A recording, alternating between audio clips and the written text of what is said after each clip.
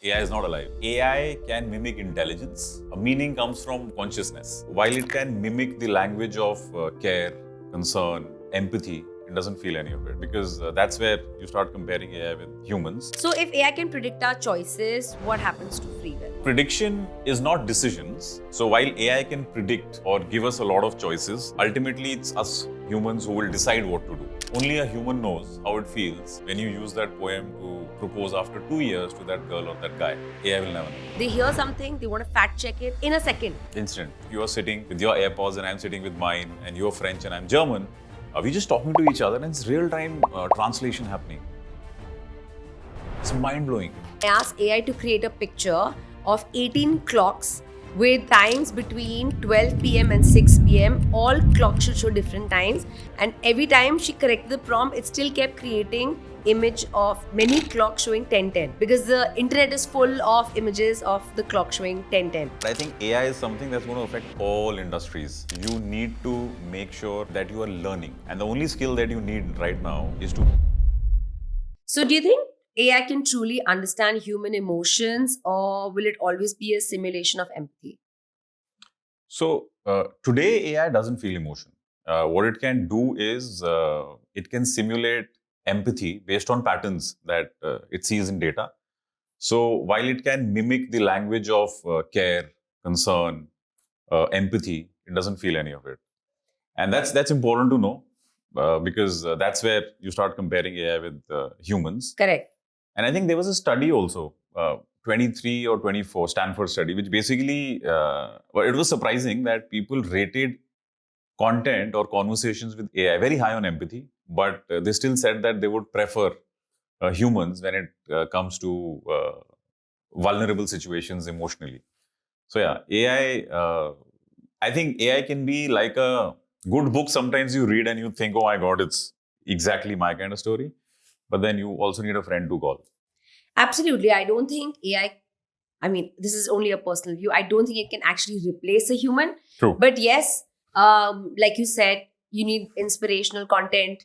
You need something to change your mood. Yeah. You want to hear that perfect line for how you're feeling. Yes, it may be there for that. Mm-hmm. But to truly understand the layers, because it's like peeling the onions, right? We have so Correct. many layers of what is happening to us, why we feel a certain way, why we react a certain way.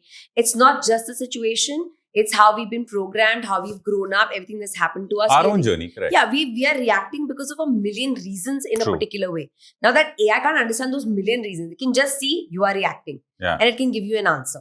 Mm-hmm. So Atul, tell us your journey, how you got to AI, what is your understanding of AI, and what people should understand basically what AI is. Oh, interesting. So I have been building products for the last about 20 years now. I started with Naukri.com. That was the first job that I had. And that's where I was like, oh my God, this is how businesses are built on. So that was the time when everything was on websites. Correct. Apps came much later. And then the apps came, and then co-founded a startup called TaskBucks. It's a micro rewards app platform. Got acquired by Times Internet. Since then, building more products. AI is relatively new because ChatGPT came in 2022. Yeah. And that's where generative AI came into the picture. AI was used anyway before that also. That's where we started building stuff, and now building a applied AI startup. That is where I started to learn about AI. And my goal over here is now to make sure that whatever I learn, like I was telling you before this also, that I very firmly believe that if you learn something from someone, you owe it to someone else. So go share. That's what I started doing, and it kind of blew up. And I'm getting requests from people to teach us more about AI and do kind of workshops with AI. And I'm enjoying the process because it's actually helping people. So if there is one reason why I do it, is because I think it creates impact. Like you and me were discussing, while it can be very basic to me, but when I share it with somebody who needs it at that moment, oh my God, it's amazing. That's true. I do think that the common man still doesn't have a great understanding what AI has, the limitations or the expansion it can go into. Mm-hmm. Can you explain a little bit for basic, people with basic knowledge of AI, what it is, what it entails, and how far it can go? So think of AI as a very smart. So this is how I was explaining it to my daughter also. So I say that consider AI as your super smart friend who knows everything which is out there on the internet. It has gone through all the websites. It has gone through all the PDFs. It has gone through every possible thing that we've put out on the internet. Correct. And you can ask it questions and it will give you answers in ways that will help you understand it better. So I think in simple terms, we should look at AI as this superpower that it gives us to learn anything, to find anything, to get our work done faster. Do not get overwhelmed with so many tools coming out every day. Yeah. Try and figure out what is it that you need. What is it? What is causing pain in your life? Let's say if you are sending out a lot of emails, then try and fix that for once. If you are creating content, then see, can AI help you write a better script? If you're a content creator, see if AI can give you content ideas, or you can brainstorm with it. Correct. Think of it like your partner, like your intern, or like your colleague, or like your co-founder, like that. So that's the best way to kind of think of AI. You can also use AI as an assistant. Oh, yeah. If you don't have one, manage my tasks, manage my schedule. Big time. Yeah, I do that sometimes because sometimes it's like there's so much going on, right? And you don't know how to put everything. It's like create a schedule. Can you create day by day what needs to happen? This is the goal of the week. And I think it really helps because people may not use it like that. It can organize your day like crazy. Yeah, that's what I'm saying. So do you see AI becoming a mental health companion? Because I read a lot online. I see a lot of people saying, I ask AI how I feel and gives me great answers. And I read about people who use chatbots as companions. Mm-hmm. Do you think that is something that's going to become a phenomena, or do you think it's not going to last? AI becoming a companion? Yeah. I think partially it will. And what actually is important to see over here is that there are a lot of people who need to talk to AI. So when we talk about, let's say, anxiety, or when we talk about people who want to seek help, there are about 300 million people who are affected with, let's say, anxiety or depression. WHO says that. So it is very important for people who do not have access to help to be able to get that with AI. But we should not take that responsiveness, that quick reply for human touch or human behavior. So while AI can help surface your emotions, you need humans to process your emotions.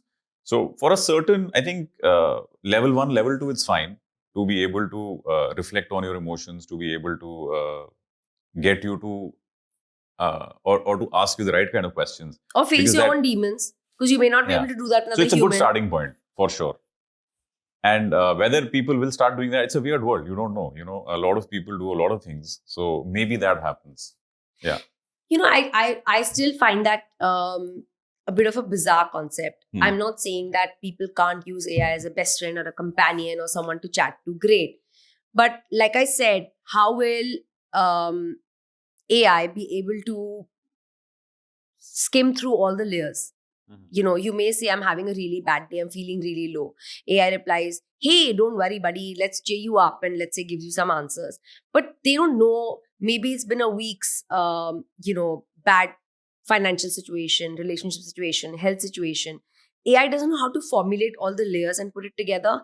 So I feel like the response may not be accurate. Because when you're feeling low, it's not like you're accurately going to say, day 1, this happened. Day 2, this happened. And now it's day 11 and I'm feeling really bad. So the interesting thing over here is that AI is going to talk to you like it's your friend. So let's say I'm your friend, right? And if you're feeling low, what will I do? I'll first hear you out. And I'll try to make you feel better. Or I'll do things that will lift you up.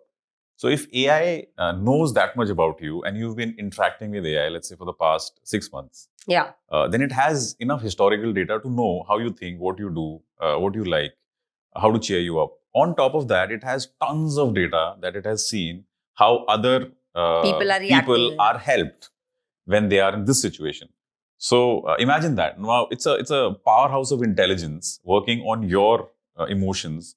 So it can actually do help. It can. Wow. Do you think there's a danger in outsourcing our loneliness to machines? I think there's a risk, and the risk lies in illusion. And the illusion over here is that AI feels very safe. You know that there's no judgment, there's no rejection, and all these things then they lead to dependency. So you start depending on AI a lot more emotionally. But today, I don't think AI is very well equipped to be able to handle emotional depth or the nuances that come along with it. So that is a bit of an issue, and therefore, I think the responsible LLMs, OpenAI and all, they are building these features where if they see a conversation is going towards distress or it can lead towards self-harm, they will automatically redirect them to, like in the US, you have 988, I Yeah. think the distress Correct. helpline. So it will redirect you over there. Also, apps like, what was the name? Visa. What it does is, it's a personal health app, a very popular one. So if it feels that people or the conversation is headed towards some sort of distress or self-harm, then it will automatically connect you to a licensed therapist to take over the conversation. So they're doing all those kind of things. So Yeah, because that would help. big If time. someone's, let's say, having suicidal thoughts and talking to AI, probably that data can go to somebody where they can Yeah, seek because help from. we don't even know if AI today is going to handle it well in all cases. Correct. Even if there is, let's say, a 1% default, we are talking about human lives. Yeah. So it needs to be sent to humans. So it can do a great job of level 1, level 2, but I think the rest of it, where it really matters, humans. And we are yet to get there. We don't know, right? Yeah. In 10 years' time, we don't know. It might replace. 10 years in AI lifespan is a lot. We don't know what's going to happen in the next 1 year. The kind of changes that we have seen in the last, if you know, ChatGPT is not even 3 years old. It isn't. Yeah. So it'll be 3 years this October, because it Yeah. came in 25 October, yeah. And see how things have changed. So you don't know what's going. 10 years is a lot. I think in the next, every year, every 6 months, something amazing comes out. That's crazy, right? To think like how we're progressing at the speed we're progressing, Oh, yeah. and how it's going to replace everything. Do you think even things like content creation or artistic formats are going to change because of AI? I don't know if the formats are going to change, but definitely AI is going to help all artists uh, explore better. So, for example, if you are a musician, it can help you explore more melodies for your songs. If you are a content creator, or let's say if you're working with a brand, you're coming out with campaigns, it can help you figure out a lot of strategies around it. Correct. But I think the soul will remain human, because the story has to be human, the concept has to be human. It will remain like that. We are social animals. We need to connect. And I Oh, think yeah, yeah. without that, we ourselves are not happy and fulfilled. So I think that connection, in the end, everybody still needs it. You know, True. you need human to human connection, Oh, yeah. no matter what.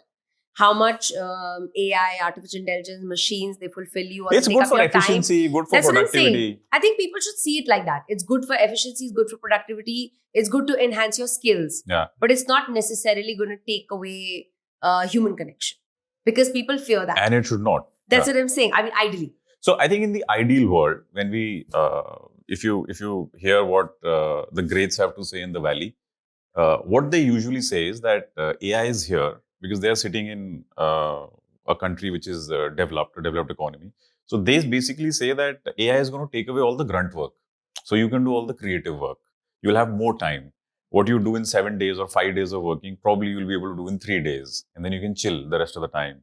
And you will do highly creative things. You know, you can go golfing. You can go Take up all your hobbies. Yeah. So Yeah. that's what they are thinking will happen. But in India over here, we're just thinking efficiency, productivity, cut costs, make sure that you can do. So over here, we're not thinking that if it's a 5-day task, AI can do it in 3 days, and 2 days, kind of. You can chill. But it's like, okay, so in 5 days, we'll do 10 days tasks, So they're packing it in like that. So that's a bit of a difference how. That's a cultural they feel. difference. Our thought process is different. Yeah. I also feel like I was in the design space, in the fashion space for 15 years. Uh-huh. And I remember back in 2009, 10, if you were really good at Photoshop, if you were really good at creating creatives, it was like a big deal. Like Yeah. I remember when I was working in my first or second job, I was so good with graphic design that Wow. I was pushed up the bar very quickly. Uh-huh. But now you look at the tools that are available. I don't know these kids who are learning at university what they're going to do with those skills, because it's kind of pointless.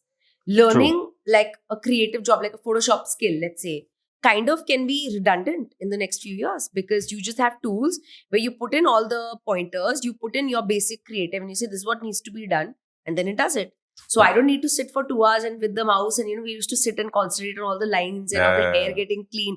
For example, I was in the fashion space, so we had fashion shoots to do, and we were working on creatives with that. And there was so much detailing.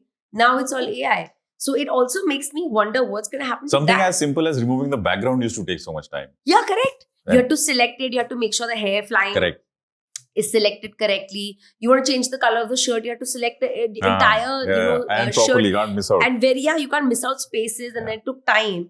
And now it's like, put it in. Even Instagram has a feature now. Meta AI. You put it and you say, change my shirt to red, and it goes red. So I'm just saying, what happens to all those people in the creative space then?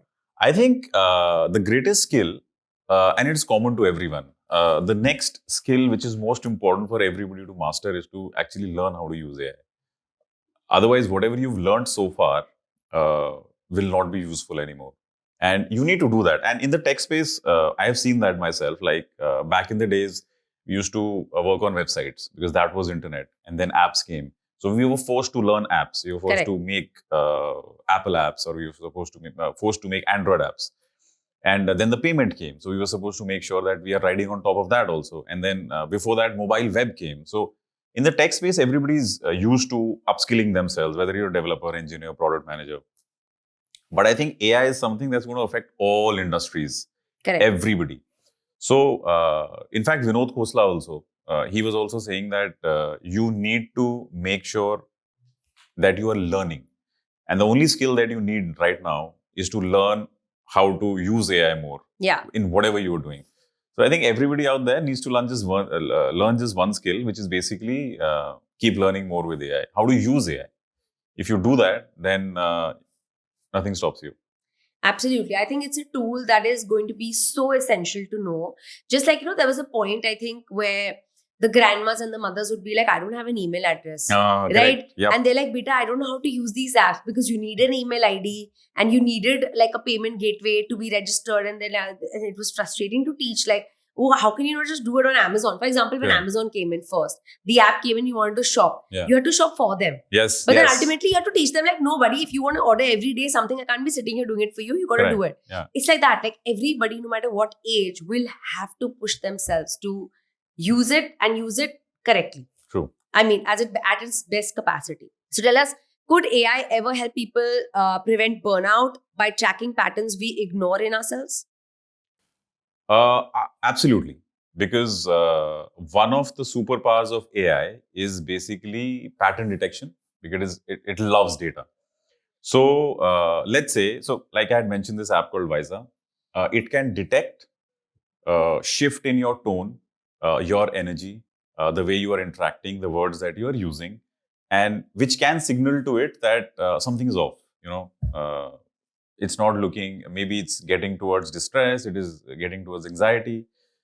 So let's say those are your data points, and then it marries it with what's your schedule like. So is she feeling more so on a Monday morning, which is the start of the week work?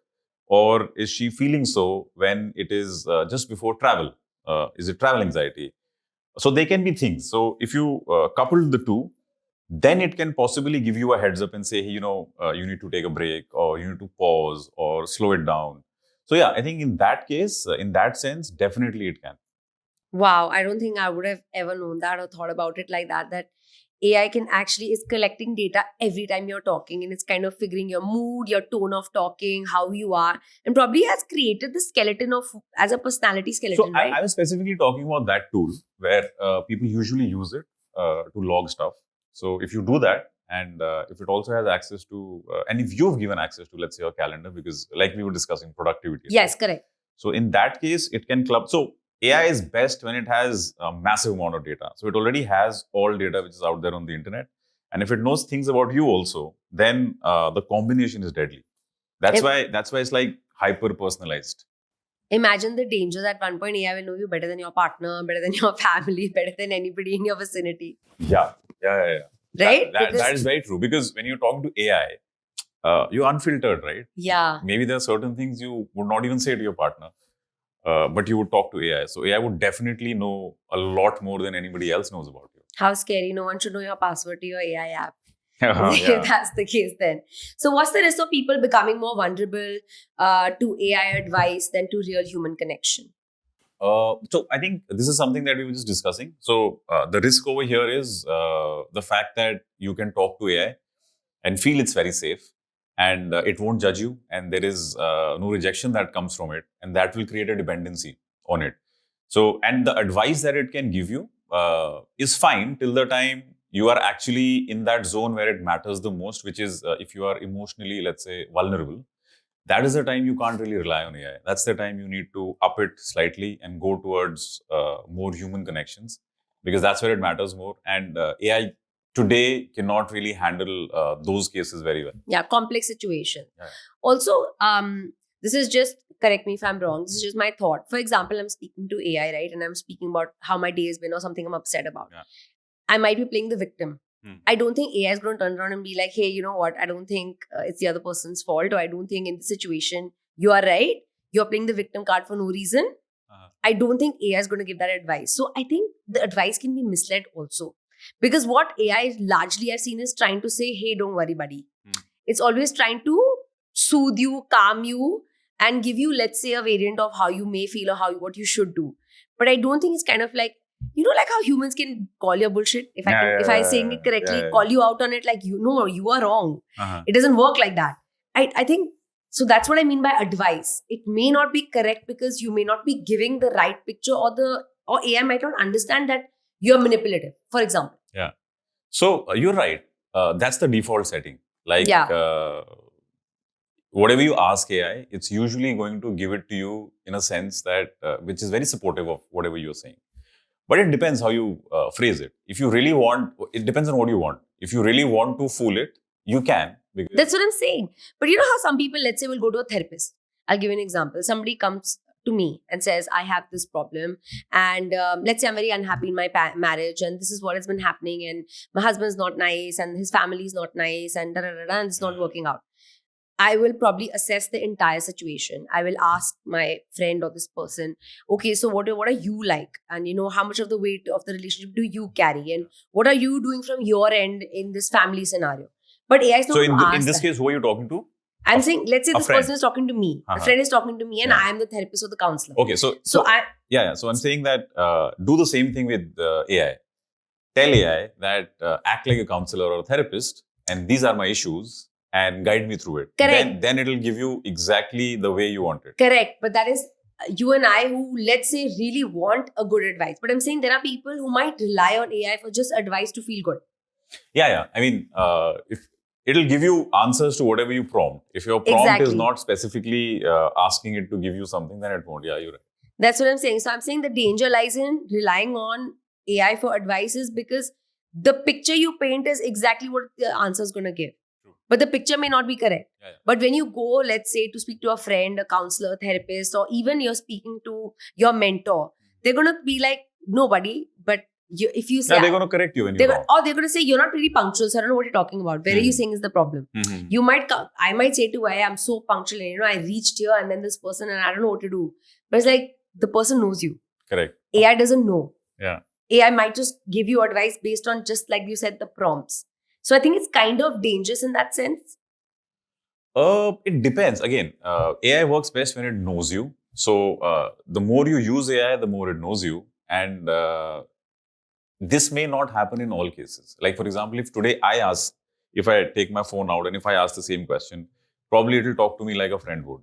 And it'll ask me questions. And it depends on what I'm seeking from AI. If I seek support, and if I actually wanted to behave like or act like a, let's say, coach or a therapist, then it'll also ask me questions. So it will behave like that. But if I just want to rant, then I mean, it'll just go along with me. Yeah, that's what I mean. I think the advice here would be that if you were to use it, then use it correctly. If you really do want to grow and build, instead of just a page that. And always take it with a pinch of salt. Like, don't completely blindly trust everything that is coming your way. Add your own judgment to it, your perspective to it. According to you, what are the biggest 5 pros and 3 cons of AI in our lives? 5 pros. I think it helps you with productivity, efficiency. It can help you brainstorm ideas. It can possibly do everything that you want. I mean, really, it can take all the grunt work of you, right? The downside is that a lot of your data gets stored, and data is the new Currency. yeah. So you want to be very sure of that. That where is it going to go? And we've seen data leaks in even the biggest of companies, right? Correct. So you don't know where your data goes. That's one. The other thing is over reliance. That if we start relying too much on it, then Laziness. probably it may dull our decision making muscles, right? So those are the two. I think otherwise, I am very pro AI because I think Obviously. it's a great time to be living in this era where we actually have this tool which can help you create almost anything. Correct. So it's amazing. Yeah, I do think that the only downside I see for me as personally is the laziness side to it, because like you said, the over reliance, right? Where you would put a lot of thought into writing, let's say the 5 important emails I need to write, I would probably put in the prompts and be like, this can be done. So your creative level is like you're pushing your brain to be creative when you're doing it yourself. And then the more you start relying, you start delegating that job to AI. So you may not be pushing yourself anymore to creatively think, to put it together. I think that can bring about a little laziness. I think that's the only downside I see. Okay. It actually depends on how you use it. So I've seen the smartest people that I interact with, whether they are founders or business owners or creators even. They do not use kind of AI to replace their tasks. They actually use AI to challenge their blind spots. So, for example, let's say if there's a founder, he would want to pressure test his own business strategies by asking AI to challenge it, and poke holes in it. So now see, AI is playing the opposite role where it will say, okay, you've made this plan. I'll not say yes to everything that you've done. I'm actually going to challenge you. So I'll be the devil's advocate over here, right? So that helps. Even for students, if they're learning something, so most of them will end up trying Socratic prompts where it goes deeper into the meaning. It keeps asking questions one after the other. So it actually depends. I mean, if you are really wanting to use AI in the right way, and that's where I think the AI education comes in, that you should know what to say, how to ask, how to use. Otherwise, AI is good or bad as what you're asking. Amazing. So if AI can predict our choices, what happens to free will? Oh God. So prediction is not decisions. So while AI can predict or give us a lot of choices, ultimately it's us humans who will decide what to do. So for example, what example should I give? So let's say you want to go from point A to point B. So Google Maps can give you 3 different routes. Go Correct. from here, and it'll also point out this is the fastest. Go from here. But you can still choose, let's say, a more scenic view, right? And take the longer route. So decision is all yours. Similarly, Airbnb, for example, it knows that you have stayed at all these properties, and it knows that you've liked them, and it knows that you prefer a superhost. So it is going to suggest a few things to you, right? But ultimately, you choose which property you stay in. So it's a great way to shortlist options. It is giving you choices, but decision will always remain human. With you. Yeah, that's true. Ultimately, it's what you choose. Correct. Out of the lot. Yeah, I absolutely agree. This constant reliance on AI risk making us humans mentally lazy, like I mentioned before. Because if you rely on AI for everything, which a common man does, like you spoke about founders, entrepreneurs that you interact with, or content creators, they are performing at a very high level. So they're using it at its best. But the common man might just use it in a way where they just, like I said, use it for daily tasks and just make them mentally lazy. No, I'm also talking about, so when I talk about founders and all, I'm also talking about young founders, right? Just out of college and seeking advice and stuff. They also do this only. They try and make sure that AI basically lifts their game. And it can only lift your game when you make it challenge you, right? And make you better. Because only when we work on our weakness, we become better. Correct. So even for, let's say, I think the best way to use AI is get the first draft done with AI for whatever you're doing. Let's say writing emails. Get AI to write your first draft. but then you sprinkle your tonality on top of it, your perspective Your on top of handwriting. it, so that it speaks your tone, your language. So that's how it becomes yours completely. So tell us, Atul, in your coaching, do you see AI as a mirror to the subconscious, showing us biases and blind spots that we don't face ourselves? Actually, all the time. And it goes back to what we were discussing, that let's say if you ask AI something, you prompt in something, and it gives you a very surface level kind of an answer. And you feel, oh my God, what is this? Very basic. Actually, that is nothing but a reflection, and it is trying to show you that how unclear you were in your own thinking when you asked that question. So that's a very uncomfortable kind of a mirror, because the output is only as good as the input that you give. So it does that. Yeah. Yeah, I would have never thought Hmm. that it responds exactly in the same tone or That level. is why writing prompts is so important, like super important. Like prompt engineering has become one of the most sought after career streams now, because you can only interact with AI through prompts. So what you write is of paramount significance. Wow, I don't think people know that and understand that, and it's great to learn that today. Yeah. Because you're right, it's only what you put in, because they don't know you. AI doesn't know who you are and what you really want, unless and until you're able to frame it correctly and put that information in, and this is what I'm looking for. Yeah. So a simple example, right? Let's say you type in AI that okay, we want to order lunch quickly, and that's it. If you write just that, it's going to give you a plethora of options, right? But if you say that, oh, we need to order lunch quickly, Atul does not eat this, and we want it to be a quick lunch, a sandwich or something would do. And I'm sitting in this and location. I need it in 10 minutes. So now it knows exactly. So it's got the context right. Now, if it has the context, it will give you something which probably you will end up choosing from. So that's the difference between how you ask it to do certain things. How long has the data been collected to put into AI?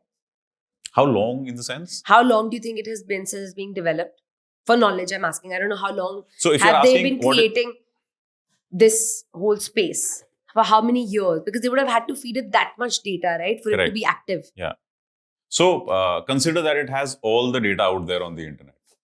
And while initially it took very long, so this entire AI project has been on, Google has been doing it, then OpenAI did it, and they've been doing it since 2015, 16, 17. It's that old, right? But then comes DeepSeek. It learned everything so fast, and it released a model which was actually challenging OpenAI's model. So to answer your question, one, they have all the data which is out there on the internet, almost all of it. Second is how fast does it take to learn all of that? Not very. So new LLMs on these large language models are coming who can be trained reasonably fast, like in months. Wow. Yeah. So when people spend 10 years learning a language, I mean, you can today actually sit and translate, and I don't know. It's just, it makes you really question our format of being trained for all these years. Yeah. But learning language for your own, this thing is a different charm altogether. You No, that's like anything. Learning the piano, learning a sport. Yeah. I agree. That's all. That one is personal satisfaction. Mm-hmm. But I'm saying if you're learning it just for the efficiency or just for a job, that has changed. Yeah. That has completely changed. I'm sure you must have seen the recent Apple event where they also showed that if you are sitting with your AirPods and I'm sitting with mine, and you're French and I'm German, we're just talking to each other, and it's real-time translation happening. It's mind-blowing. That's just amazing. Just that I'm talking in French, you're talking in German, and we understand because it gets translated, and I can understand everything, and it syncs with the lip movement also. Beautiful. A lot of the fascination, I think, also comes from the fact that we are from a generation where TV was the only first thing that we ever. I think it comes from there, because I see the fascination I have when I see things compared to my 10-year-old. He's not fascinated. He was born with an iPad. He was born with technology. And I think it comes from that. We're humble in that sense that we've seen the TV, and then we've seen, technology actually come out. We had the normal phones where we dialed, and then we pressed numbers. We moved to a mobile in school life. Yes. So I think we've seen the transition, and hence the fascination. I don't think today's generation is as fascinating. No, it was beautiful. I think our generation has seen it all. So I love that part about our generation. For kids today, yes, I was also when I was talking to my daughter Ziva, and I was telling her about ChatGPT and I was explaining things to her. She was very fascinated, but in the end, she was like, "Yeah, it's just a smarter Alexa, right?" I go, "Ah, yeah." How old is she? She's 8. Oh, so my son is 9 plus, and the other day he said, "I really want to get I don't know, one of the reptiles," and I said, "You can't." He said, "Why?" And I can't stand reptiles. I'm terrified. Oh, So I said, "No, you can't because it's banned in India." Just said that, and I casually walked away. 2 hours later, comes back to me. Guess what? There are 4 types, and this one is allowed in India. I said, "How Oh, do you God. know?" And he goes, Meta AI on WhatsApp. I checked it on that on your phone. I was like, what? WhatsApp has a Meta AI? Let me see. And then I see his research and it says, which ones are allowed in India? Give me specific. 9 plus. Is he getting one now? What? No, I have found many other ways to. Good one. No, but I'm just saying, like, the use, like you said, what we have to train ourselves, for them, it comes naturally. It just comes naturally to them. They hear something, they want to fact check it in a second. Instant. In fact, I learned something from my elder daughter. She is 11. Her name is Naz. And so the same thing, right? Usually, ChatGPT will also say yes to you most of the time. Yes. Whatever you say, it'll agree with you. Oh, yes, that's Exactly. right. Oh, yes, Yeah. that's right. Good point, etc., etc. So she was frustrated. She's like, tell me yes or no. And then it suddenly, otherwise it was paragraphs after paragraphs, right? It just said yes. Now tell me the reason why. And that too in bullet points, 3 bullet points. She's giving this instruction. Yeah. Wow. And I'm like, oh, bloody. And that's when I also actually learned that this is called constraint prompting, where you give constraints to ChatGPT that, oh, I want response only in these formats. Don't keep saying yes to everything that I say. So that was fantastic. Long narratives of answers. Yeah. Yeah, that's great actually. Give me bullet points. In 3 points, I want to know the answer to this. And just tell me yes or no. I don't want to hear all your gyan, right? Of both sides. Just tell me yes or no. Correct. So, what emotional patterns do you notice in people who resist AI? What emotional? Fear. It's majorly fear. Because it's fear of being irrelevant. It's fear of feeling less smart because AI is there. And I think Mistrust? fear comes from uncertainty, actually, when you don't know what's on the other side. So you keep fearing it a lot more. But if you use AI long enough, if you understand it, then I think the fear goes away. And there is some amount of grief also. The layer 2 is grief because a lot of people think that the world is changing too fast for us to keep pace with it. So I think those are the 2 emotions I have seen. Do you think identity crisis comes into it as well? Identity crisis. Because, people identify themselves as a particular person, and then they're like, oh, but if I start using, and then AI comes in and they start to see this world, you know how people have all sorts of imagination. Mm-hmm. So they feel like the identity of people is going to change. We are going to change. We might not stay as religious. We might not stay as humble. We might not stay as family oriented. Everyone's getting addicted to a screen. So then they think there's going to be shift in identities. I haven't really first-hand experienced it, but I think addiction is already there. Whether somebody's addicted to Insta or somebody's addicted to WhatsApp, like my dad, oh my God, he is on WhatsApp most of the time. Doing what? He loves reading, or he's reading a long article someone has sent. If I copy paste an article and send it to him, he'll read the entire thing and then ask me questions on it also. So sweet. And all the groups that he has, wherever any message comes, he will read all of them. Yeah, our parental generation, they have so many groups. And they have all the messages. And they are most active. They read all the messages. Yeah. If they send a message to us on a group, and if I don't reply, they'll be like, oh, you haven't seen? Yeah. Absolutely. And we don't see WhatsApp as a very... And so somebody in the family, what the hack that they figured out is that if there are a lot of messages on the family group, and they're too long to read, and if somebody is clapped on it, she'll just copy paste and clap without reading it only. Like, oh, good hack. Very nice. I'll do the same. Huh? You do? I actually do that. Oh, fantastic. I also copy responses many times and just paste, and I actually haven't read anything that's been written. Because now there's just so many groups, right? Everything has a group. A school, a reunion, an office, content, business, family. There's just 1,000 groups. How do you actually sit and skim through all of them? Many times it's like happy birthday and I've missed out. It's been 7 days and then I'll copy paste the happy birthday also. I'm like, I've missed out on that person. Oh, yeah. Sounds bad, but then it's like, what do you do? It's just so much to fulfill. We were Sure. connected by calls or we were connected by letters back in the days. Now Oh yeah, it's we used to write letters instant. also. Yeah, that was an era. So let's talk about AI business and productivity since that is your forte anyway. Okay. Tell us, how can entrepreneurs use AI without losing the soul of the brand? I think use AI to scale and not for the soul. So do things that help you achieve efficiency, productivity, do those kind of things. And like we were discussing, whatever you're doing, try and get AI to make the first draft of it, and then add your brand's soul to it, your own tonality, your perspective, your own judgment to it, your own angle to it. And if you start doing that, that's the best way to use AI. That would be it, yeah. What kind of jobs or industries, in your view, AI will never be able to replace or touch meaningfully? So first of all, never say never when it comes to AI. But I think the ones which will get touched like very late, or let's say probably never, would be something where you have deep human connection. So what are those? Those would be, let's say, conflict mediation, let's say that, therapy, uh, child therapy. It could be palliative care, because let's say you can have robots who can serve you food, who can remind you for your medicines, maybe give you your medicines. But you need more than that. What about the love? What about the warmth? What about the touch? What about when you want to hold someone's hand? So that can't happen. So I think those are the areas where it will go. Very slow. Yeah. Or probably never. Let's hope never. Let's hope so. Yeah, let's hope never. Could AI end up amplifying human biases and discrimination instead of erasing them?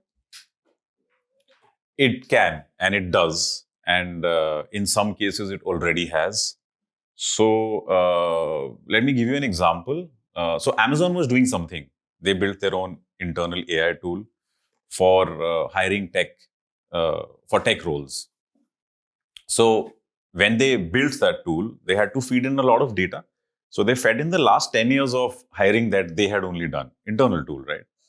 And that data had some bias, which was because the industry was skewed like that. So it was more men who Correct. had Amazon had hired in the last 10 years. So when the product was ready, it actually started downgrading women. So if a resume had, let's say let's say your resume was there and you had written that I was the head of women's chess club in college, it would downgrade it. So as a result of it, what happened was more men were getting shortlisted. And that was the bias, because the entire data was biased and the way it was trained was biased. So yes, it can happen. It's very important how you train AI. If the AI is not trained right, then the bias can happen. Now, another example it just came to my mind. So our Prime Minister, I think he was speaking in France, and he was also talking about this bias only. And he says that if you ask any of these AI tools to draw a picture of a person writing with their right hand or writing with their left hand, it will actually generate a picture of the person writing with their right hand. So that's the bias, because all the training that has been given to AI and all the pictures that have been shown, most people are writing with their right hand. Yeah. So even if you ask it to draw left, so it all depends on how the training data has been. You're right. And it's very interesting because I was reading an article where this woman says that everyone says AI can do it all. But hey, I tried last night and I asked AI to create a picture of 18 clocks with times between 12 p.m. and 6 p.m. All clocks should show different times, but every time it created an image, and it does, right? One by one, it says AI generating an image, AI. Yeah. And every time she corrected the prompt, it still kept creating image of many clocks showing 10:10, because the internet is full of images of the clock showing 10:10. Correct. So she said, I just couldn't, like, it was unable to do that job. So you're right, like you're talking about the bias thing, that if the information's not there, it cannot create it for you. Correct. So it's actually, people think that AI is predicting.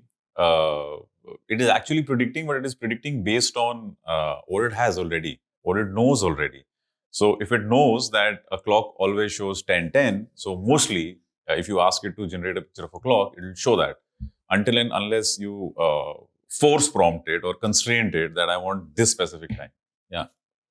Yeah, I think even then it's a struggle. So after I read that article, I tried something and I said, create an image of 20 people in a cafe with a barista and some people sitting, some people in a meeting, a few friends chilling. And I gave all these prompts and bullet points, and it was still not able to create that image for me. It had very random images and, people doing certain things. Some people's faces were missing, couldn't probably generate that image. So I think we're still a long way from there. I think it still hasn't reached that stage. Like you said, it's just data that there are certain tools that are better than the others, but yeah, you're right. You need to fine tune the prompt a lot to get the right result, and mostly it will not give you the desired result. If the variables in the picture are too many. Yeah, correct. You're right. So tell me top 4 apps that we can use that really help us with efficiency and productivity, so that people who are listening to this are able to go search and use them. Productivity and efficiency. So I don't know what you're doing, but these few tools will definitely help you. If you are, I'm assuming that you would do meetings. So if you're doing meetings, use this tool called Otter AI. It can record all your meetings. It can give you a transcription of everything. And then it can also tell you what are the next steps, who said what is to be done next. Like usually we used to have somebody junior in the team do that for us. And then that comes, one day later and it has half the points missing. Yeah. So that can be done. So that will be one. Second tool could be Google's Notebook LM. Oh, it is beautiful. What you can try and do is go to Notebook LM. So it is like you can create chapters in notebooks. They call it a notebook, which basically means nothing but a project. So if you put any PDF over there or put a website link over there or put a YouTube URL over there, it can tell you everything about that video. It can generate flashcards. It can ask you questions. And if, say, you spend a lot of time in the car, then it can turn that into a podcast. And it is so natural, like two people talking. So beautiful to do that. That would be Notebook LM. Third tool is interesting if you are making visuals or graphics. It's called Napkin AI. I've tried it. So, yeah, you have? Yeah, I've tried it. It's brilliant. That's amazing. So, you don't need to make those graphs anymore. Even if you scribble something, it can turn it into workflows. Like correct. That. So, that would be the third one. Productivity. Fourth one, I think just use ChatGPT projects, because projects are something that have their own mini brain, let's say, within ChatGPT. So you can create a project for, let's say, season 4 of the podcast, and you also uploaded that what has happened in the past few seasons and what is it that you're focusing on this season.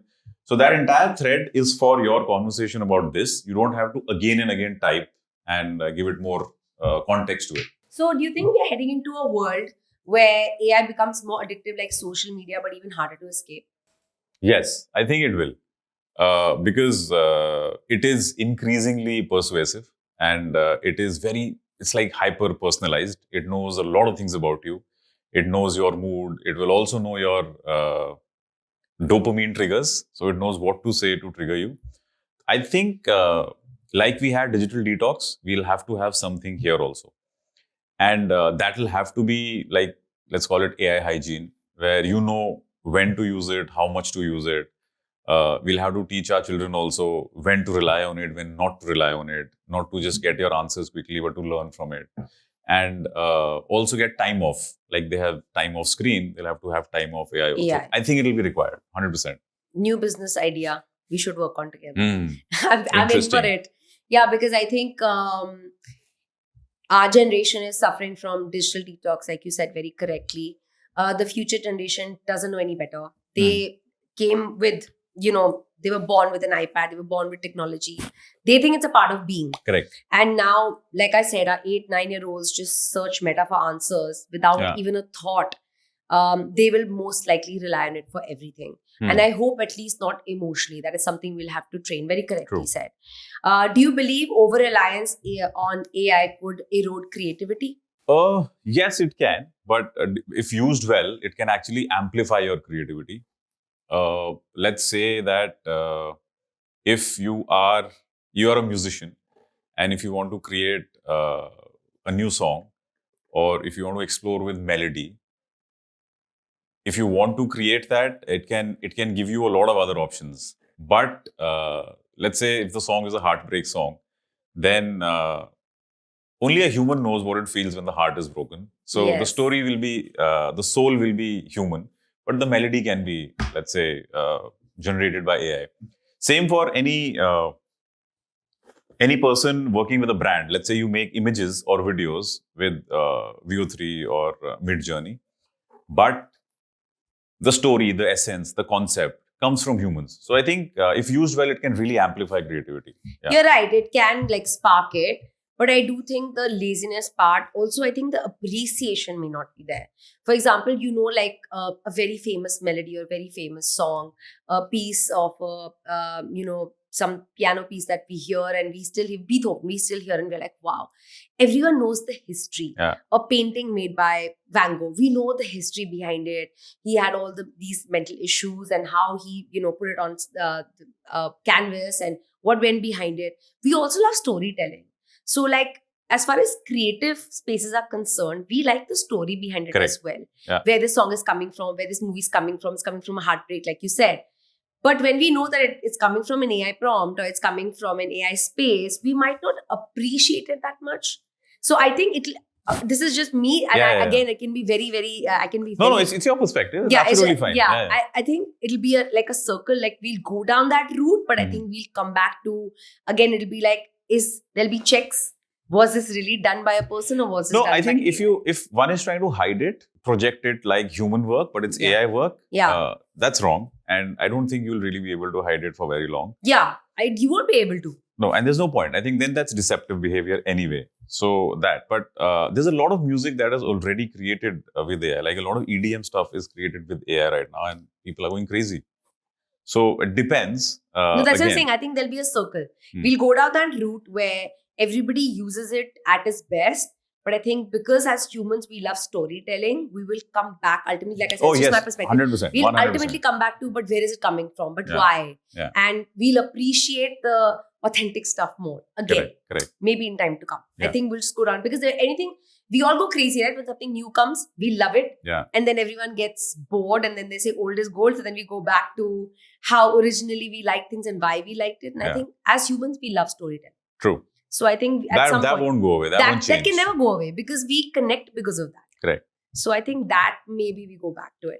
Tell me, if one day AI learns to replicate everything our art, our decisions, even our emotions, what is the one thing that you believe only a human can do and must hold on to? I think it's meaning. Not productivity, not efficiency, not accuracy, meaning. And while AI can mimic intelligence, a meaning comes from consciousness. But AI is not alive. It hasn't had experiences. It hasn't lived those moments that humans have. So let's say I can ask AI to create a love poem, but only a human knows how it feels when you use that poem to propose after 2 years to that girl or that guy. That feeling, only a human knows. AI will never know. Or another example could be, let's say AI can also mimic empathy, like we just saw. But only a human would cry when they see their child take those first steps or say those first words. So I think it's meaning, it's deep. That is one thing that should remain. And it covers the storytelling part also that we were talking about. Our own experiences, they are so unique. AI doesn't have that. So it will not have those feelings. So I think meaning is the thing. I think also we should avoid feeding everything into AI as well. Yes. Let's not overload or give too much information about our mental world to AI. Yes, we should control that. Yeah, at least till the point that we don't feel it's necessary. Oh, true. Yeah, because even though journaling can help, a lot of people have started journaling on AI. Yes. Yeah. But I think to a point where it shouldn't be just for the sake of it's an addiction. You just every morning, waking up and writing every little thought, before sleeping writing every little thing that happened, because that's the amount of information you're putting in. The next generation will rely on it as answers, and I don't think we should promote that. Yeah, I think got to use it with some. We'll have to draw the line somewhere. You got to use it for certain things. Don't use it for certain things. How much to use it, when to use it, very important, because it's going to kind of take over our lives, and we'll see AI everywhere. It'll be like electricity powering everything, but we can't see it. So crazy times ahead. So if you were to introduce yourself to me, without mentioning your occupation, your hobbies, your ethnicity, your nationality, these are your usual day-to-day markers to describe yourself. How would you describe yourself to me? I would say I'm a learner. I learn, I observe things, and that's what keeps me going. And what I learn, I share. So, like I told you, I learned so much from my daughter also. She taught me one of the prompts. So, I keep learning. I learn from young children also. I learn from young people who are at workplace also. So, I love interacting with people. I love observing things. And I think the day you stop learning, that is when you stop growing. So, yeah, I'm a learner for life. And now also sharing what I've learned. So, that's what I believe in. Yeah. That's beautiful.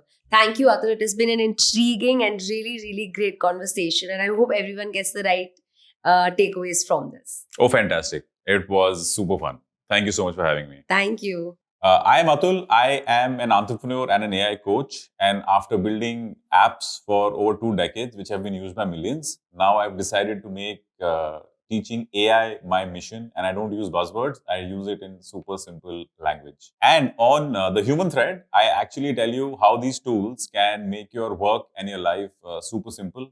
So subscribe now. Let's not make AI intimidating. Let's make it practical.